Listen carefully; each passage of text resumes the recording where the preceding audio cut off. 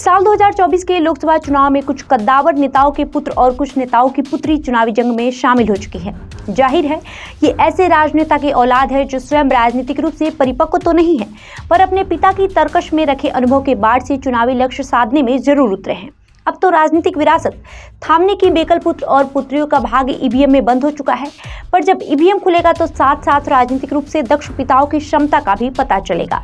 इन बड़े नेताओं के चुनावी रणनीति का लिटमस टेस्ट 4 जून को होगा।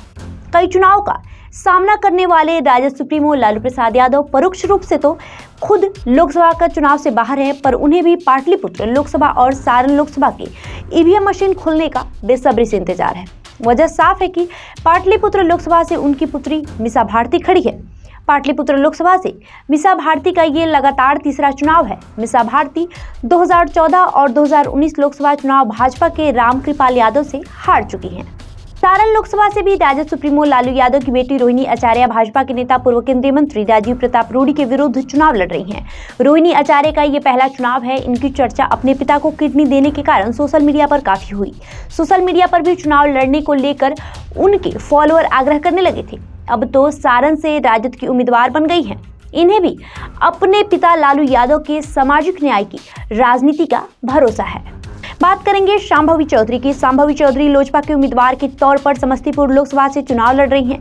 शांभवी मंत्री अशोक चौधरी की बेटी हैं। इनका मुकाबला भी कांग्रेस उम्मीदवार सनी पासवान से है। शांभवी सबसे कम उम्र की उम्मीदवार है और वो अचानक चुनावी समर में आई हैं। इनका पहला राजनीतिक अनुभव समस्तीपुर लोकसभा चुनाव के दौरान ही हुआ, पर ये कुशल राजनीतिज्ञ अशोक चौधरी की पुत्री हैं और स्वर्गीय महावीर चौधरी की पोती भी हैं। अब 2 जनरेशन का राजनीतिक अनुभव कितना कामयाब होता है वो तो ईवीएम मशीन खुलने के बाद ही पता चलेगा। समस्तीपुर लोकसभा का चुनाव 2 मंत्री की औलाद की संघर्ष का गाथा है। दोनों ही मंत्री नीतीश कुमार के कैबिनेट के हैं।